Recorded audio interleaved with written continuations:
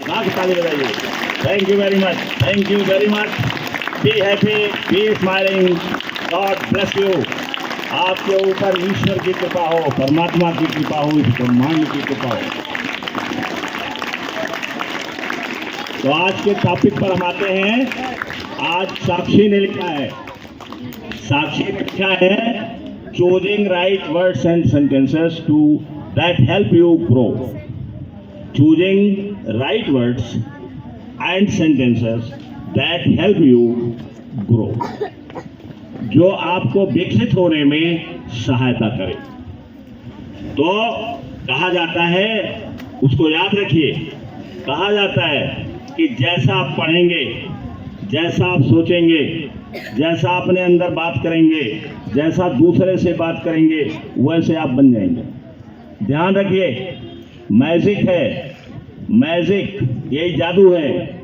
जैसी आप किताब पढ़ेंगे, जैसा आप सोचेंगे, जैसा आप अपने अंदर बोलेंगे, जैसा आप दूसरे से बोलेंगे, वैसे आप बन जाएंगे।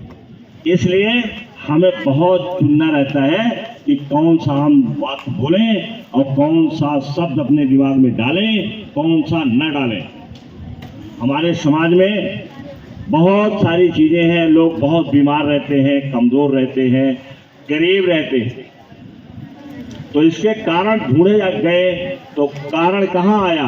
किसी दिमाग में आया कि हम अपने दिमाग का पूरा प्रयोग नहीं करते, हम अपने दिमाग का सही ढंग से प्रयोग नहीं करते। अब उदाहरण के लिए देखिए, हम उदाहरण देते हैं दो वाक्य का उदाहरण देते हैं। ध्यान से सुनो साहिल, बहुत ध्यान से सुनो। दो वाक्य का उदाहरण देते हैं।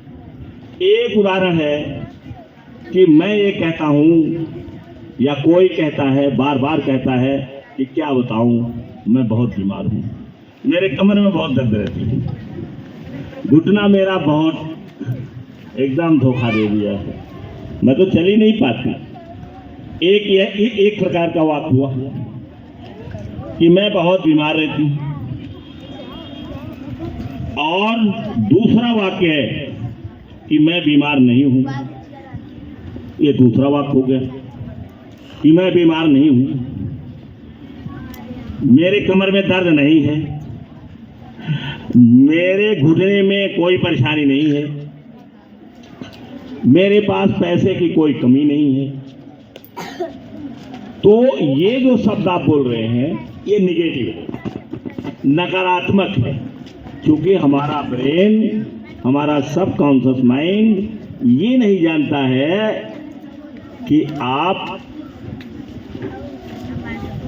उसमें से वो छांट नहीं पाता है। जो बोलोगे वही वो पकड़ लेगा। आपको बता दिए रैश के बारे में। रैश जो है अंदर पहुंचाता, हमारे हिपोकैम्पस में पहुंचाता है, फिर वो सब कॉन्शियस माइंड उसको ग्रैप्स करता है। छोटे बच्चे पर से सुनो, छोटे बच्चे पर से जानो, इस विद्या को समझो। जैसे साइंस आप पढ़ते हो छोटे पर से, वैसे ये भी है। अब ये वाक्य हुआ। और दूसरा वाक्य क्या है?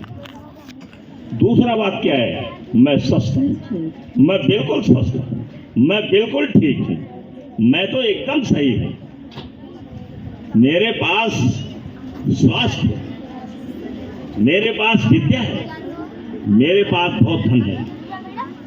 आप ये भी वाक्य।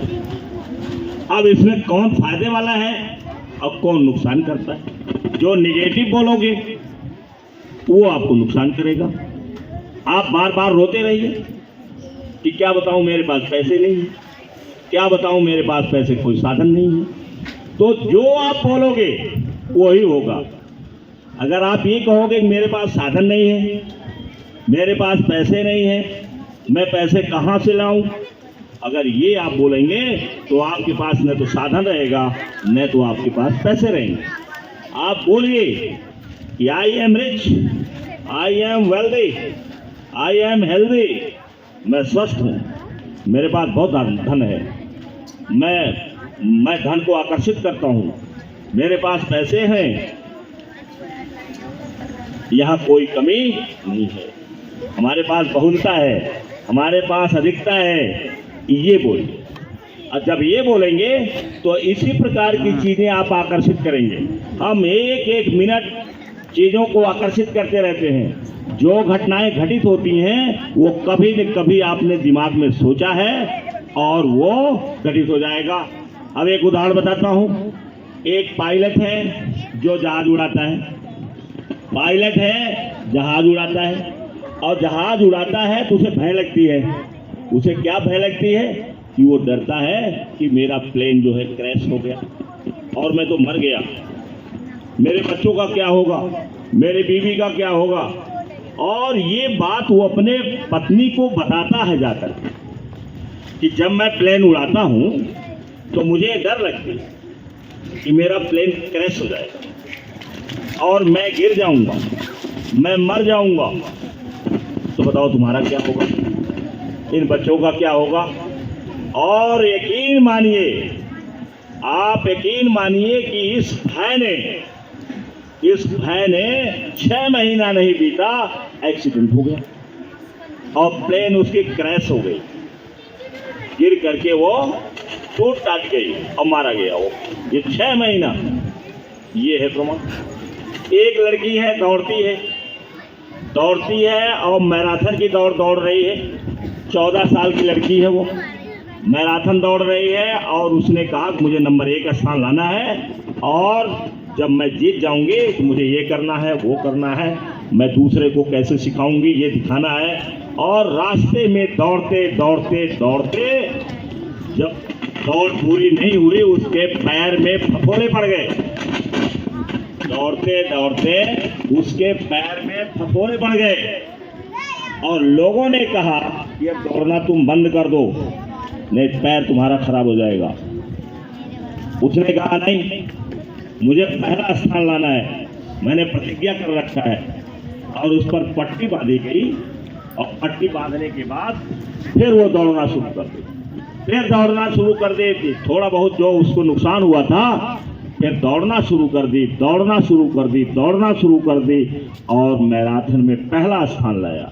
और पहला स्थान जब लाया तो उस लड़की का सम्मान बढ़ा और वो इतिहास में दर्ज हो गया कि लड़के का पैर फफोले से फफोला हो गया और वो दौड़ने के काबिल नहीं थी, लेकिन वह दौड़ करके पहला स्थान लाई, इतिहास में दर्ज हो गया वो लड़की।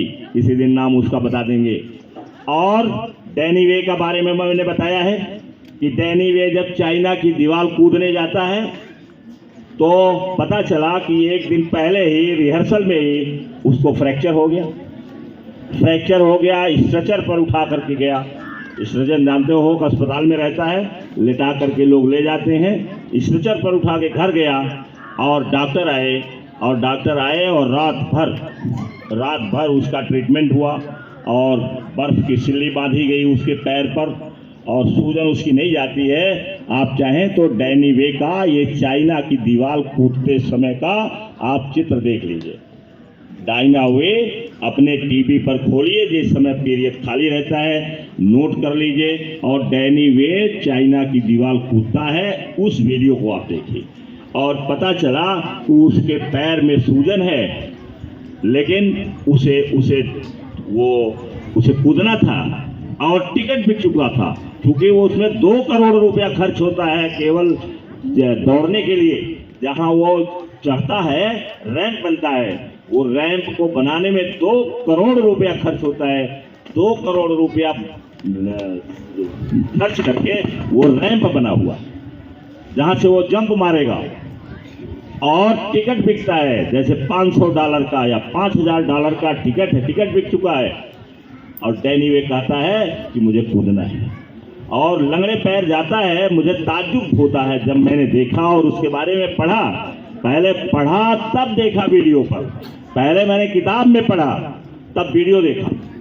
और वो जब जाता है तो लगता है कि उसको दर्द ही नहीं है, उसके पैर में फ्रैक्चर ही नहीं है, ऐसे चलता है। और अंत में चाइना की दीवार को कूद जाता है, जो दुनिया की सबसे चौड़ी दीवार है, उसको वो जंप मार देता है। तो जब हम अपने दिमाग में शब्दों को इस प्रकार का रखेंगे, ऐसे सेंटेंस बोलेंगे, बार बार बोलेंगे, बार बार कहेंगे, आप बार बार बोलेंगे, तो आपको कोई भी दुनिया की ताकत रोक नहीं सकती। Thank you very much.